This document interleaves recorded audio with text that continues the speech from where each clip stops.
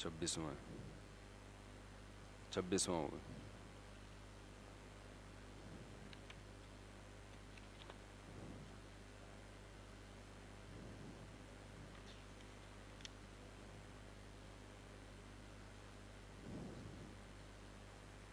صحیح ہے. آواز تھوڑی سی تیز کریں.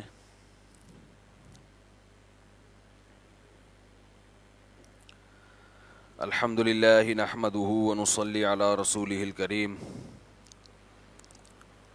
رمضان 1440 ہجری 2019. آج انشاءاللہ 26ویں پارے کا خلاصہ اور تفسیر بیان کروں گا انشاءاللہ. 26ویں پارے کی ابتدا ہے سورہ احقاف سے. ارأیتم ما تدعون من دون اللہ ارونی ماذا خلقوا من الارض ام لهم شرک فی السماوات. فرمایا بتاؤ جن کو تم اللہ کے سوا پکارتے ہو انہوں نے زمین میں کیا پیدا کیا ہے، یا کائنات کو بناتے ہوئے انہوں نے اللہ کے ساتھ کوئی مدد کی ہے، کوئی شرکت کی ہے. ومن اضل ممن يدعو من دون اللہ. بھائی تھوڑا سا کم کریں آواز، کیا ہو گیا؟ اس سے زیادہ گمراہ کون ہوگا جو اللہ کے علاوہ دوسروں کو پکارے. بنایا اللہ نے سب کچھ اور شریک کر رہے ہیں اللہ کے ساتھ دوسروں کو. وَوَصَّيْنَا الْإِنسَانَ بِوَالِدَيْهِ إِحْسَانًا. اس صورت میں اللہ نے انسان کو والدین کے ساتھ بہت اچھا سلوک کرنے کا بھی حکم دیا. بہت اچھا میں نے اس لیے کہا کہ احسان کا معنی بہت اچھا، صرف اچھا سلوک نہیں بلکہ بہت اچھا سلوک. حملته امه کرہا ووضعته کرہا. فرمایا ماں نے تکلیف سے بوجھ اٹھایا اور تکلیف سے جنا. وحمله وفصاله 30 شہرا. اور 30 ماہ تک یہ مکمل ہوتا ہے، یعنی 2.5 سال. 2.5 سال تک گود میں اٹھا کے رکھتی ہے. اس کی آیت کی 2 مختلف تفسیریں ہیں، اس میں ابھی میں نہیں جاؤں گا. تو تقریباً 2 سے لے کے 2.5 سال تک، اور ماں کے پیٹ میں بھی بچہ ہوتا ہے، یہ ملا کے بڑی طویل مدت ہے جو اذیت اور تکلیف ماں اٹھاتی ہے.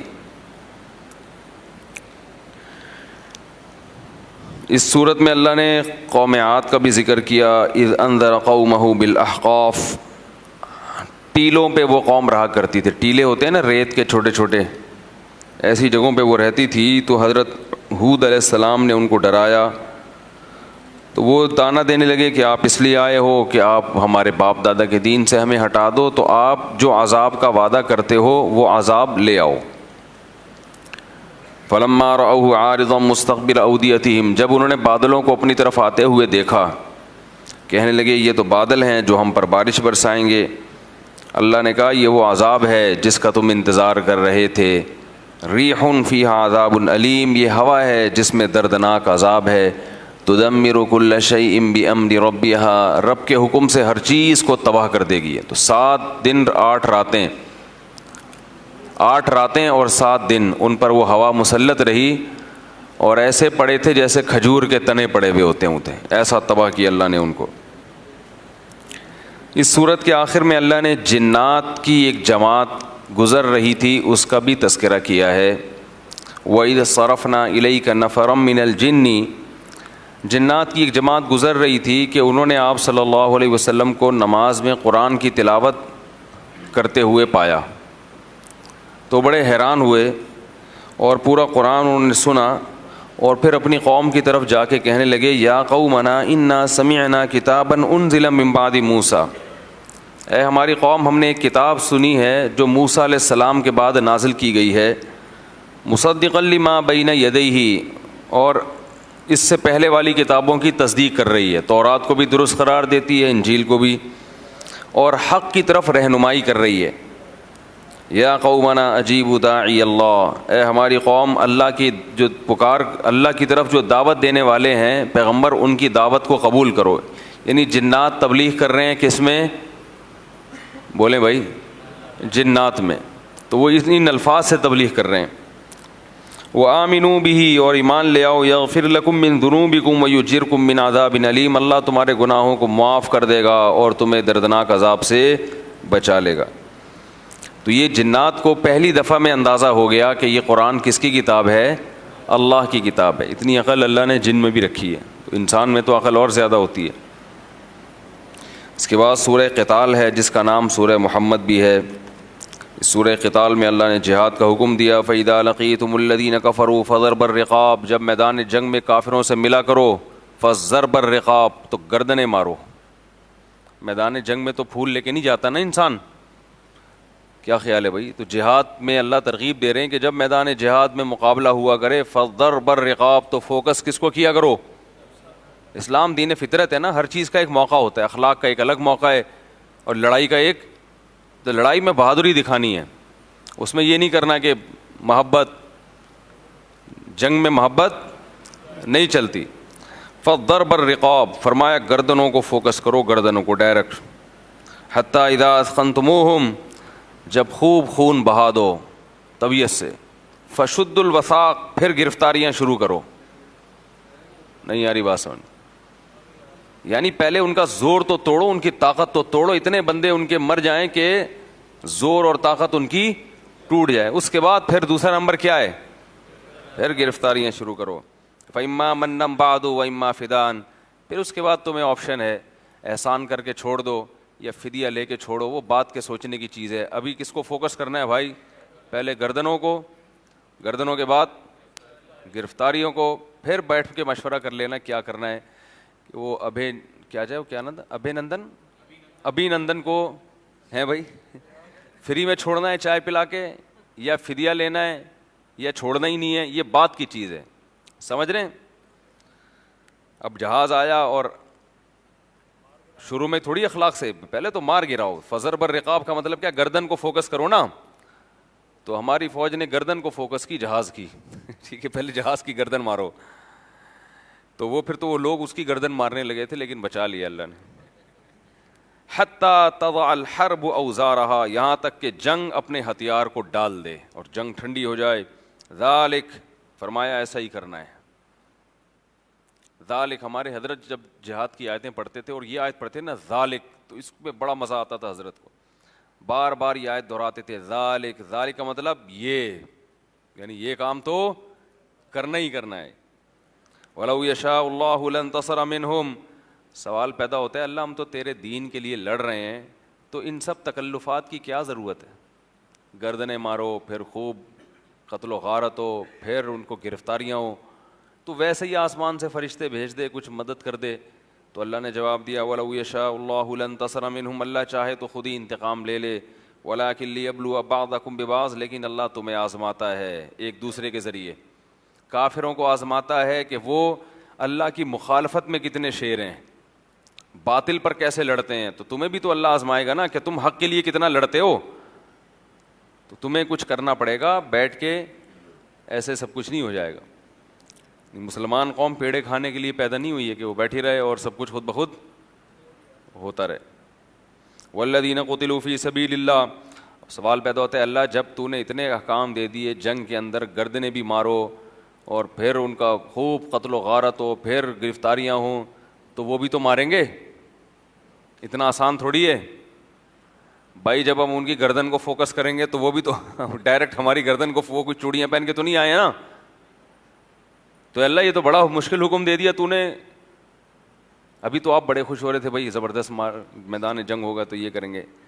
تو اللہ یہ تو، اے اللہ یہ تو بڑا مشکل حکم ہو گیا. جب ان کی گردن کو فوکس کریں گے تو وہ بھی تو پھر ڈائریکٹ ہماری گردن ہی کو فوکس کریں گے. تو اس کا اللہ نے جواب دیا، والذین قتلوا فی سبیل اللہ، جو لوگ اللہ کے راستے میں قتل کر دیے جائیں، فلن یضل اعمالہم، اللہ ان کے اعمال کو ضائع نہیں کرے گا.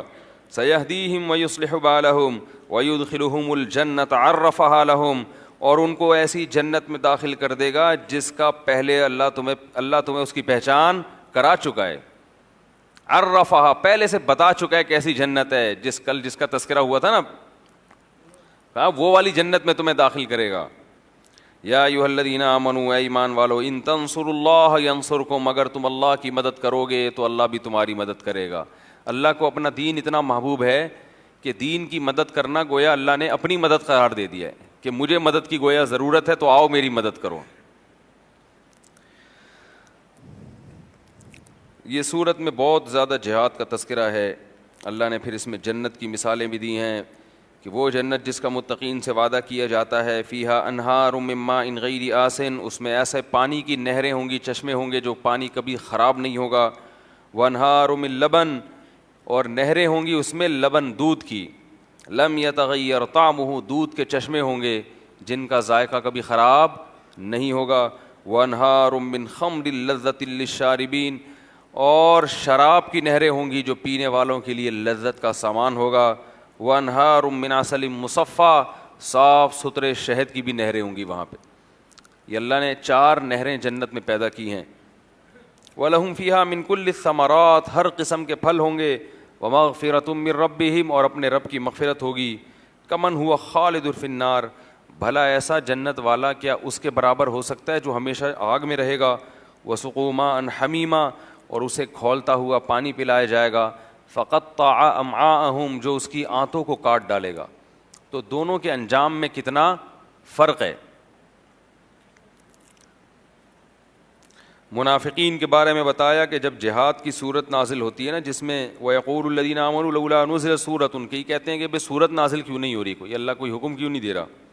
لیکن جب صورت نازل ہوتی ہے اور اس میں قتال کا ذکر ہو, یہی گردنیں وردنیں ٹائپ کی چیزیں اس میں آ رہی ہوں ہیں بھائی, تو اللہ فرماتے ہیں رَأَيْتَ الَّذِينَ فِي قُلُوبِهِم مَرَضٌ, تو جن کے دلوں میں نفاق کا مرض ہے نا, يَنظُرُونَ إِلَيْكَ, وہ اے نبی آپ کی طرف دیکھتے ہیں, نظر المغشی علیہ من الموت, جیسے کسی پر موت کی غشی طاری ہوتی ہے نا, وہ مر رہا ہوتا ہے, آنکھیں چکرا رہی ہوتی ہیں, تو ان کی یہ حالت ہو جاتی ہے. تو قرآن کے وہ حکام اچھے لگتے ہیں جس میں دودھ جلیبی کا ذکر ہے. کھاؤ پیو. عقیقہ لوگ بہت شوق سے کرتے ہیں, میں نے دیکھا, جتنے فون عقیقے کے آتے ہیں اتنے کسی اور مسئلے کے نہیں آتے, کیونکہ کھانے کا مسئلہ ہے. وہ شب برات کا حلوہ اور پھر تیجا دیگیں, ہر وقت کھانا کھانا کھانا, حلوے مانڈے. وہ ہمارے حضرت ایک واقعہ ابھی ویسے خلاصے میں اتنا ٹائم تو نہیں ہوتا لیکن چلو سنا دیتے ہیں. حضرت ایک واقعہ سنایا کرتے تھے کہ ایک سچی مچی کا مجنوں تھا اور ایک جھوٹی موٹی کا. تو جو لیلا ہے نا وہ پردے میں رہتی تھی, تو جو جھوٹی موٹی کا مجنوں تھا وہ آتا اور لیلا سے کہتا, اس کے خادم سے کہتا کہ تمہارا مجنوں ملنے کے لیے آیا ہے. لیلا کہتی میرا دیوانہ آیا ہے تو کچھ بھیج دو, دودھ جلیبی بھیج دیتی اس کو. وہ روزانہ دودھ جلیبی کھا کھا کے مجھ ٹھنڈا ہوتا جا رہا تھا, موٹا. ایک دن لیلا کو خیال آیا کہ یہ روزانہ دودھ جلیبی کھا رہا ہے, اس کا امتحان لو, یہ سچی مچی کا بھی ہے یا نہیں ہے. اور جو اصل اوریجنل مجنوں تھا وہ بیچارہ درخت کے کنارے بیٹھا ہوا روتا رہتا تھا کہ لیلا ملاقات کیوں نہیں کرتی, اس کو تو دودھ جلیبی نہیں چاہیے, اس کو تو ملاقات چاہیے نا. وہ دور بیٹھا, اس کو پتہ ہی نہیں ڈرامہ کیا ہو رہا ہے یہ.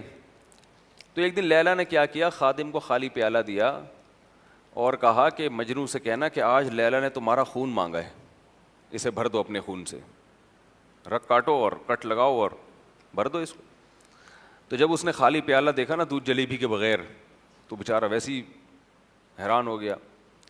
اس نے کہا بھائی خون چاہیے. لیلا نے کہا خون, تو اس نے کہا بھائی خون دینے والے وہ بیٹھے ہوئے ہیں, وہ ادھر کون ہے, ہم خالی دودھ جلیبی والے ہیں. تو ہماری جو اللہ سے محبت ہے وہ بھی کون سی ہے, دودھ جلیبی والی ہے. ٹھیک, پسینہ بہانے کے لیے بھی تیار نہیں ہے, خون تو دور کی بات ہے. تو اللہ نے فرمایا کہ جب جہاد کی آیتیں نازل ہوتی ہیں تو منافقین کا کیسے دماغ چکراتا ہے جیسے ان پر موت طاری ہونے والی ہے. کوئی بھی مشکل حکم, چاہے جہاد ہو, چاہے پردہ ہو, داڑھی ہو, بینک کی جاب چھوڑنا ہو, سارے مشکل حکام کا حکم ایک ہی ہے. اسی صورت کے آخر میں اللہ نے خرچ کرنے کا بھی حکم دیا. ہا انتم ہؤلاء تدعون لتنفقوا فی سبیل اللہ, دیکھو اللہ تمہیں حکم دیتا ہے کہ اللہ کی راہ میں خرچ کرو, تو تم میں سے بعض لوگ بخل سے کام لیتے ہیں. اللہ یہ بھی تو کر سکتا تھا کہ تمہیں حکم دیتا سارا مال صدقہ کر دو, تو بھی تو کرنا پڑتا نا. اللہ کہتا بس 2 وقت کا کھانے کا پیسے رکھو, باقی سب صدقہ کرو. تو کتنی آزمائش آتی, اور پھر تمہارا ایمان ظاہر ہو جاتا کہ تم کتنے پانی میں ہو.